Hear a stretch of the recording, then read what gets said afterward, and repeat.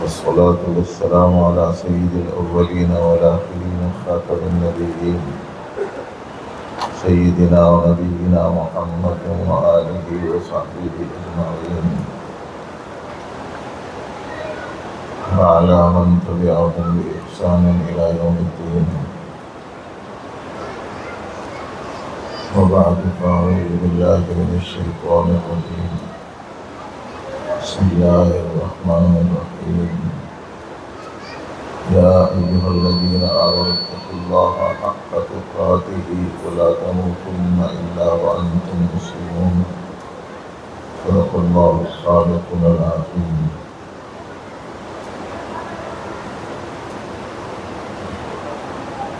معزز حاضرین،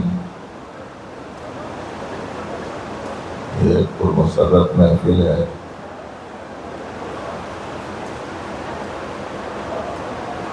محفل نکاح میں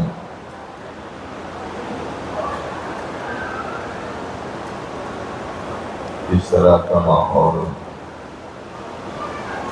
بہت کم دیکھنے کو ملتا ہے. جو وقت پر شرکاء بیشتر آ چکے ہیں،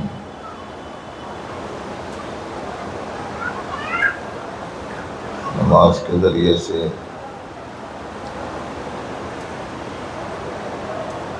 گویا آغاز ہو رہا ہے، اور پھر اس کے بعد ہندوستان کی ایک مشہور اور معروف بزرگ ترین شخصیت حضرت مولانا صدیق صاحب بانگی رحمۃ اللہ علیہ ایک بہترین اصلاحی نظم سے باقاعدہ مجلس کا آغاز ہوا. میرے لیے یہ بڑی سعادت کی بات ہے کہ ایسے موقع پر کچھ گزارشات آپ کے سامنے رکھوں، لیکن تقریب نکاح کی وجہ سے تفصیلی بات کرنا مصلحت نہیں ہو، اس لیے کہ طرفین ہوں، متعلقین ہوں، بہت سارے مسائل ان کے ساتھ وابستہ رہتے ہیں. اس لیے مختصر سی 3 باتیں آپ کے گزار کرنا مصلحت معلوم ہوگا. پہلی بات تو یہ ہے کہ خطبہ نکاح میں جو آیات پڑھی جاتی ہیں ان میں سے ایک آیت آپ کو ابھی سنائی گئی، اور جتنی آیات پڑھی جاتی ہیں ہر آیت میں یہ حکم موجود ہے کہ اس آیت میں آپ نے سنا، اور وہ ہے اتقوا اللہ. اس حکم کی تعمیل آدمی کی پوری زندگی کو فرما برداری میں بدل دے. اس حکم کی تکمیل ہر طرح کے خیر و برکات کا ذریعہ ہے. اس حکم کو بجا لانا اللہ جل شانہ کی معیت اور مدد و نصرت اور تائید کو پا لینا ہے. اس حکم کو پورا کر لینا آدمی کو معزز اور مکرم بناتا ہے. چنانچہ اللہ پاک نے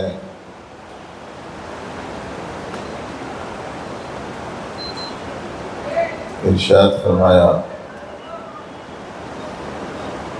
وَأَنَّ اللَّهَ مَعَ الْمُتَّقِينَ، اللہ متقیوں کے ساتھ. اس جگہ اللہ نے فرمایا مَن يَتَّقِ اللَّهَ يَجْعَلْ لَهُ مَخْرَجًا وَيَرْزُقْهُ مِنْ حَيْثُ لَا يَحْتَسِبُ. جو تقوی اختیار کرتا ہے ایسے شخص کو جن مسائل میں وہ گھرا ہوا ہے اس سے نکلنے کے راستے اللہ پیدا کر دیتے ہیں.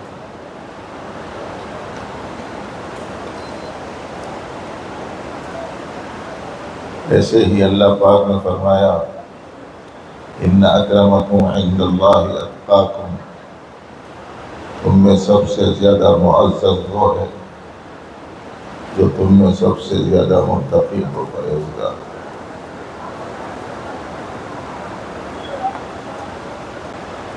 جو شخص اس چیز کو اپناتا ہے علم کے راستے بھی اس کے اوپر کھلتے ہیں۔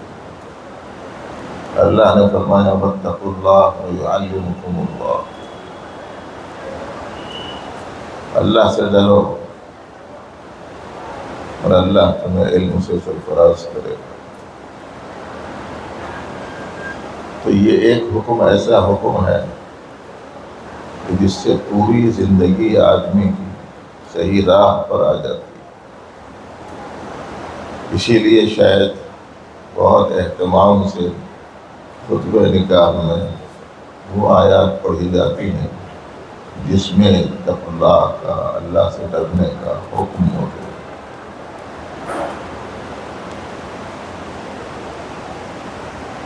بہت سی چیزیں ہیں جو اس عنوان کے تحت آپ کی خدمت میں پیش کی جا سکتی ہیں، لیکن اس وقت میں خلاصے کے طور پر تقویٰ کس چیز کا نام ہے اسے ذہن میں رکھنا چاہیے۔ بہت سارے لوگ یہ سمجھتے ہیں کہ بس بذاقتہ دیکھنے میں اسلامی ہے تو متقی۔ بعض لوگ بعض اچھے اعمال کے اپنا لینے کو سمجھ لیتے ہیں کہ بس یہی تقویٰ ہے۔ حقیقتاً تقویٰ تین چیزوں کا نام ہے اور اس کو ایک ہی لفظ میں عربی میں بیان کیا گیا ہے، التحرز عن معصیت اللہ، اللہ کی نافرمانی سے بچنے کا نام تقویٰ ہے۔ اب اللہ کی نافرمانی تین جہتوں سے ہوتی ہے، انسانی بدنی اعضاء و جوارح سے، اور اللہ کی نافرمانی زبان سے بھی ہوتی ہے، اور اللہ کی نافرمانی اندرون کے ناپسندیدہ صفات کو اختیار کرنے کے ذریعے سے بھی ہوتی ہے۔ اس کا مطلب یہ ہوا کہ کوئی حرکت ایسی نہ ہو جو اللہ کو ناراض کرنے والی ہو، کوئی بات ایسی نہ ہو جو اللہ کو ناراض کرنے والی ہو، اندرون کے کچھ جذبات اور صفات ایسے نہ ہوں جو اللہ کو ناراض کرتے ہیں۔ ایک چھوٹی سی تشریح ہے اس کی، لیکن اس کے لیے پوری کتاب چاہیے اس کی مزید وضاحت کے لیے۔ آج دنیا بھر میں جتنے مسائل ہیں انہی تین جہتوں میں سے کسی ایک جہت میں اللہ کی نافرمانی کے سبب سے ہے، اور اگر تینوں کے تینوں پہلو اللہ کو ناراض کرنے والے بن جائیں تو پھر ایسی صورت میں ظاہر ہے کہ خیر کے باقی رہنے کا سوال ہی پیدا نہیں ہو۔ اسی لیے اس کا خیال رکھا جائے۔ بالخصوص ایک آیت ابھی آپ نے سنی، معزز ہونا تقویٰ پرہیزگاری کے ساتھ ہے۔ اس واسطے اسے ذہن میں رکھیں کہ دولت اللہ کے نزدیک پسندیدہ ہونے کی علامت نہیں، ڈگری اور عہدہ اللہ کے نزدیک معزز ہونے کا ذریعہ نہیں، کرسی اور حیثیت اللہ کے نزدیک معزز ہونے کا ذریعہ نہیں، ساز و سامان کی کثرت یہ اللہ کے نزدیک معزز ہونے کا ذریعہ نہیں۔ معزز وہ ہے جو صاحب تقویٰ۔ اسی لیے ہماری جو اصل شان ہے وہ ہے پرہیزگاری، اصل شان ہی ہے۔ اور یہ اس لیے بھی عرض کر رہا ہوں کہ عام طور پر شادیوں میں، ولیموں میں، خوشی کی تقریبوں میں لوگ اپنی شان ظاہر کرنے کے لیے بے بہا دولت لٹاتے، نمود اور شہرت اور ریا اور دکھاوے کے سے بیچیوں سامان کرتے ہیں، ساز و سامان کی زیادتی کا ایک ڈھیر لگا دیتے ہیں تاکہ معلوم ہو جائے کہ ہماری مالی حیثیت کیا ہے، یا ماحول میں، معاشرے میں، سماج میں میری حیثیت اور پوزیشن کیا ہے۔ لوگوں نے نکاحوں کو ایک عنوان بنا لیا اپنی دولت کے اظہار کا، اپنی مادی حیثیتوں کے اونچا ہونے کا، اپنے عہدے اور ڈگری کے ظاہر کرنے کا۔ لیکن ایک مسلمان کے لیے عبدیت اور بندگی سے بڑی کوئی شان نہیں۔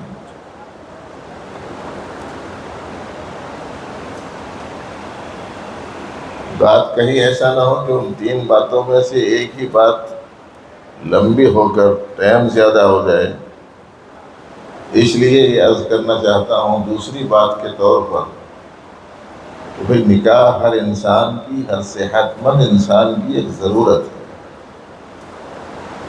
اور نکاح ایک عبادت ہے، اور نکاح نبی رحمت صلی اللہ علیہ وسلم کی سنت ہے، اور نکاح پروردگار عالم کا حکم ہے۔ اس واسطے یہ ایک عبادت ہے۔ عبادت کا تصور عام طور پر شادیوں کے سلسلے میں باقی نہیں رہا۔ حالانکہ جہاں عبادت کا تصور ہوتا ہے وہاں ذرا سی بھی اونچ نیچ کو برداشت آدمی نہیں کرتا۔ ابھی ہم نے 3 رکعت نماز پڑھی، اگر امام صاحب اس خوشی کے موقع پر بجائے 3 کے 4 پڑھا دیتے، بجائے 3 رکعت کے 5 پڑھا دیتے، تو آنے والا ہر شخص یوں کہتا ہے کہ بھائی یہ کیسی آپ نے نماز پڑھائی، یہ تو عبادت ہے، ویسا ہی اسے اختیار کرنا چاہیے جیسا حکم ہے۔ اب اگر وہ یہ کہہ دے میں نے کون سا غلط کام کی، ایک سورہ فاتحہ ہی پڑھائی، ایک چھوٹا سورہ ہی پڑھایا، ایک رکوع ہی میں اضافہ ہوا، 2 سجدوں میں اضافہ ہوا، تھوڑی دیر اور اللہ کے ذکر میں گزر گیا، غلط کام کون سا ہے؟ تو آپ کہیں گے کہ اس میں سے کوئی سی بھی چیز کو غلط تو نہیں کہہ سکتے، لیکن یہ عبادت کے خلاف ہے کہ عبادت تو وہی ہے جو نبی رحمت صلی اللہ علیہ وآلہ وسلم کے حکم کے مطابق ہو۔ جب عبادت کا تصور ہے تو اس میں شریعت کے احکام کا لحاظ رکھنا چاہیے۔ جب عبادت کا تصور ہے تو طبیعت کے احکام نہیں چلانا چاہیے۔ وہی ایک ہے شریعت کے احکام اور ایک ہے طبیعت کے احکام۔ عبادت کا وقت آیا مسجد میں، شریعت کا حکم۔ عبادت کا وقت آیا روزے کی صورت میں رمضان میں، شریعت کا حکم ہے۔ عبادت کا وقت آیا حج میں، مناسک حج کی ادائیگی کا، تو کہتے ہیں شریعت کا حکم ہے۔ لیکن یہ نکاح اور ولیمہ وغیرہ اس میں کیا کہتے ہیں کہ نہیں، اس میں شریعت نہیں، اس میں طبیعت چلے گی۔ بھائی یہ تصور غلط ہے، اسے نکال ڈالنا چاہیے۔ شریعت و سنت کے مطابق کرو۔ ہمارے والد بزرگوار رحمۃ اللہ علیہ شاہ صوفی غلام محمد صاحب فرمایا کرتے تھے کہ اگر اللہ کے حبیب کی سنتوں کی رعایت کے ساتھ میں نکاح ہوں گے تو انشاءاللہ اس کی اثرات و برکات نسلوں تک دیکھنے کو ملیں۔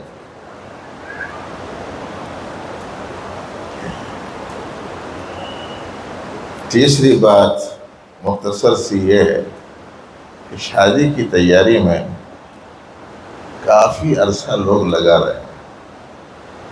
کچھ تو وہ ہیں جو پیدا ہوتے ہی اکاؤنٹ کھلوا دے رہے ہیں، پیسہ جمع ہوتا رہے، جمع ہوتا رہے، جمع ہوتا رہے، 18 سال کا، 20 سال کا، 22 سال کا جب ہو جائے گا تو اچھی خاصی رقم جمع ہو جائے گی۔ کچھ لوگ تو تیاری اسی وقت سے کر رہے ہیں، اور بچوں کے مقابلے میں بچیاں والے سنا زیادہ کر رہے ہیں۔ اور جب رشتہ طے ہوتا ہے تو رشتہ ہونے سے پہلے کی الگ تیاریاں ہوتی ہیں، اور جب رشتہ ہو جائے تو اس کے بعد کی تیاریاں الگ ہوتی ہیں۔ سب کیا کیا سامان لایا جائے، کیسے کپڑے خریدے جائیں، کہاں شادی کی جائے، کتنے لوگوں کو مدعو کیا جائے، دعوت کیسی کی جائے، مینو کیا رکھا جائے، کس مقام پر شادی ہو، باورچی کون سا لانا چاہیے، ٹائمنگ کون سی رکھنی چاہیے، مہینوں پہلے سے یہ پوری پلاننگ چل رہی۔ جو تیاری کرنی چاہیے وہ تیاری عام طور پر نہیں کر رہے لوگ۔ اصل جو تیاری تھی وہ تیاری عام طور پر نہیں کر رہے۔ وہ اصل تیاری کیا تھی؟ اصل تیاری یہ تھی کہ شادی والی زندگی کیسے گزاری جاتی ہے، شوہر بیوی کے حقوق کیا ہیں، ایک دوسرے کے بڑوں اور متعلقین کے حقوق کیا ہیں، کیسا سلوک ایک دوسرے کے ساتھ روا رکھنا چاہیے۔ اگر کچھ ناگواری کی کوئی بات پیش آ جائے، اور پیش آتی رہتی ہے، تو ایسی صورت میں اس کا سامنا ہم کیسے کریں اور کیسے اس مسئلے کو نمٹائیں۔ اس لیے کہ 100% آدمی کی اپنی پسند کے حساب سے تو ہر جگہ نہیں ہوگا۔ ہماری طبیعت بھی کچھ ایسی ہی تھی کہ کوئی چیز نامناسب گھر میں ہونا ہی نہیں۔ کبھی کوئی بات ہو گئی، والدہ سے ایک مرتبہ میں نے کہا کہ بھئی ایسا ہوتا ہی کیوں ہے؟ تو انہوں نے مجھے قریب بلا کے فرمایا کہ بیٹا، یہ دنیا ہے، جنت نہیں۔ یہاں تو تھوڑا بہت اونچ نیچ ہو ہی جاتی ہے، تو ایسی صورت میں اس کا سامنا ہم کیسے کریں؟ کون سی صفات اپنے اندرون میں ہونی چاہیے؟ عفو درگزر اسلام کی ایک بڑی صفت ہے۔ غصے کا پی جانا بے انتہا پسندیدہ صفت ہے۔ قصوروں کا معاف کر دینا، بردباری سے کام لینا، صبر سے کام لینا، یہ سب اسلامی احکام ہے نا۔ اس بات سے کبھی کبھی جھگڑے لے کے میرے پاس آتے ہیں لوگ تو بولتا رہتا ہوں، اس فریق سے جس کو خاص طور سے ہم مظلوم سمجھتے ہیں، اس کی تسلی کے لیے بولتے رہتے ہیں کہ بھائی ایسے حالات پیش آنے والے ہیں تبھی تو صبر کا حکم ہے، ایسے حالات آ سکتے ہیں تبھی تو صبر کا حکم ہے، دوسروں سے قصور ہو سکتا ہے تبھی تو معاف کرنے کا حکم ہے، ناگوار حالات پیش آ سکتے ہیں، غصہ آتا ہے تبھی تو پینے کا حکم ہے۔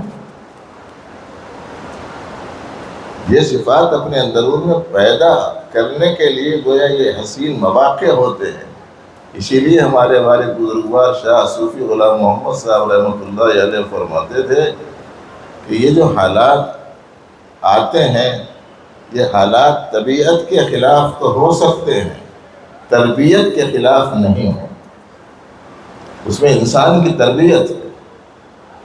یہ خاص طور سے ان کو سنانے کا ہے جن کے اوپر کچھ زیادتیاں چل رہی ہیں، ان کو نہیں جو زیادتیاں کر رہے۔ انہیں تو معلوم ہونا چاہیے یہ بات کہ اللہ جل شانہ کے نزدیک ظلم اور زیادتی انتہائی ناپسندیدہ چیز۔ الظلم ظلمات یوم القیامہ، ظلم قیامتوں میں، قیامت کے دن تاریکیوں میں تبدیل ہو جائے۔ بدترین سزا ہے ظلم کی۔ اس واسطے تربیت کرنا بچوں کی، تربیت کرنا بچیوں کی، اس کے لیے اچھا خاصا ٹائم چاہیے، ان کا مزاج بنے۔ ایسا نہیں کہ ایک دن بٹھائے اور سنا دیے، قصہ ختم ہو گیا۔ اصل تیاری یہ ہے جو اپنے بچوں اور اپنے بچیوں کی تربیت سے متعلق، جس کی فکر ماں باپ کو کرنی چاہیے۔ اور اس زمانے کے حالات کے حساب سے تو ایک بات اور بھی بولنے کی ضرورت محسوس ہو رہی، وہ یہ کہ بچے اور بچی کی تربیت کے ساتھ بچے کے ماں باپ اور بچی کے ماں باپ کی بھی تربیت کی ضرورت ہے۔ جو کیسز آ رہے ہیں اس کی روشنی میں سنا رہا ہوں میں آپ کہ بچہ بچی ٹھیک ہی ہے، ادھر سے بچے کے ماں باپ ادھر سے بچے کے ماں باپ مسئلہ بنا دیتے ہیں، اس واسطے کہ ان کی اپنی جو خواہشیں ہیں اور ان کا اپنا سمجھنے کا جو رخ ہے وہ صحیح نہیں،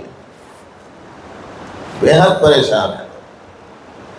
اسی لیے اس کی تربیت کے سلسلے میں اور تیاری کے سلسلے میں احباب کو متوجہ ہونا چاہیے۔ تو یہ تین باتیں ہوئیں۔ ایک تو یہ ہے کہ صفت تقویٰ کے ساتھ زندگی گزارنا ہر ایک کے ذمے فضیلت کی نہیں فرضیت کی چیز۔ چلو بھائی ایسا زندگی گزاریں گے تو ثواب مل جائے گا، ایسا نہیں، لازمی ہے،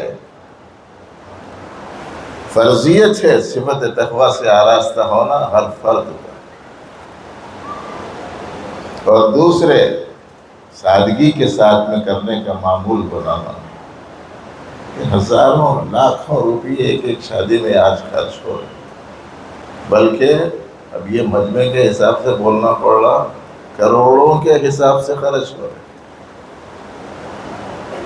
4 کروڑ 5 کروڑ کی شادیاں۔ ارے بھائی اللہ نے اگر دیا ہے تو خیر میں کیوں نہیں استعمال کرتے، بھلے کاموں میں کیوں نہیں استعمال کرتے؟ جو بچے نہیں پڑھ سکتے ہیں غربت کی وجہ سے ان کی تعلیم پر کیوں نہیں خرچ کرتے؟ جو ایسے بیمار ہیں کہ اپنا علاج نہیں کرا سکتے تو اس پر کیوں نہیں خرچ کرتے؟ جو بچے یتیم ہیں ان کے لیے مستقل سہارا کیوں نہیں بن جاتے؟ اور جو عورتیں بیوہ ہیں ان کی ضروریات کی تکمیل کے سلسلے میں کوئی نظام کیوں نہیں بنا دیتے؟ جو بے روزگار نوجوان ہیں انہیں کسی پاکیزہ حلال روزگار سے کیوں نہیں لگا دیتے؟ اگر اللہ نے دیا ہے تو مال کو اعمال بنانے کا نسخہ ہے، اعمال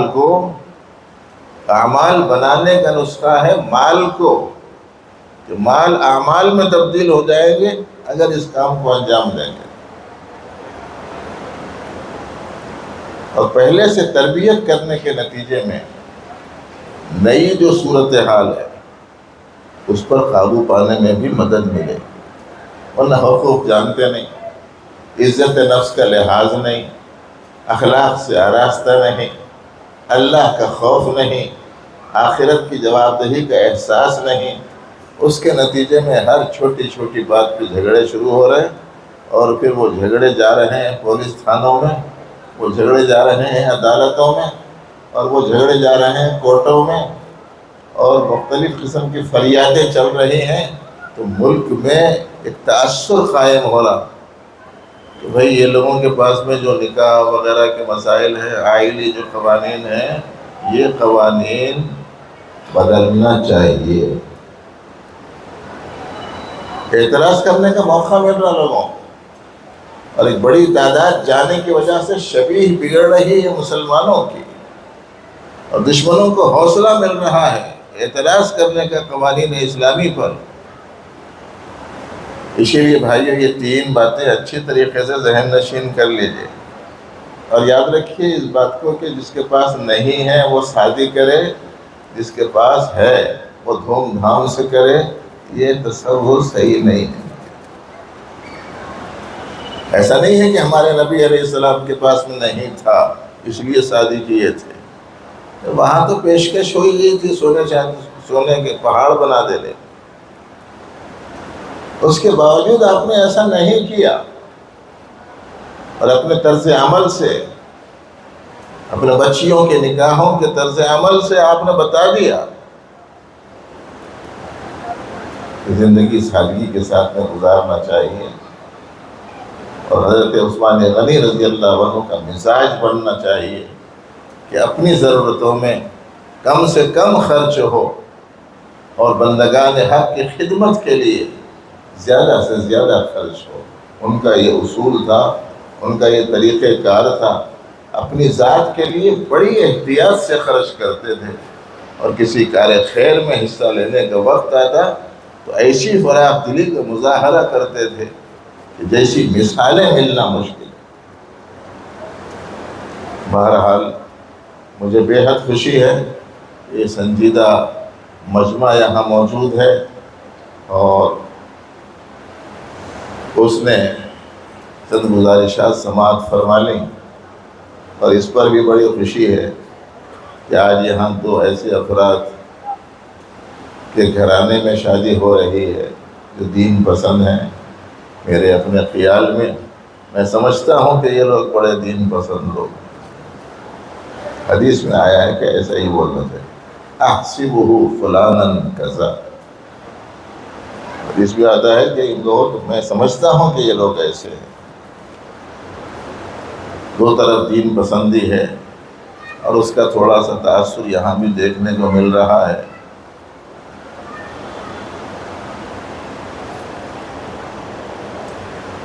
کوشش کی جا رہی ہے کہ اسلامی تعلیمات کی روشنی میں اس تقریب کو انجام دیا جائے۔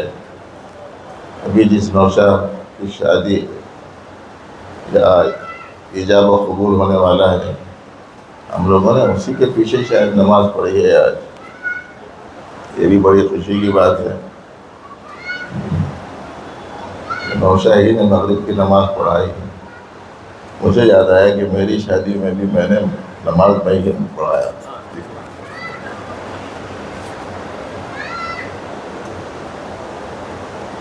اللہ جل شانہ اس ہونے والے عقد و نکاح کو بے حد قبول فرمائے، اور اس نئے ازدواجی رشتے میں منسلک ہونے والے اس جوڑے کو خوشگوار کامیاب زندگی عطا فرمائے، اور دونوں خاندانوں کو ایک دوسرے کے ساتھ حسن سلوک اور عزت نفس کا پورا پاس و لحاظ، اور ایک دوسرے کے حقوق کو پوری طرح ادا کرتے رہنے کی توفیق عطا فرمائے۔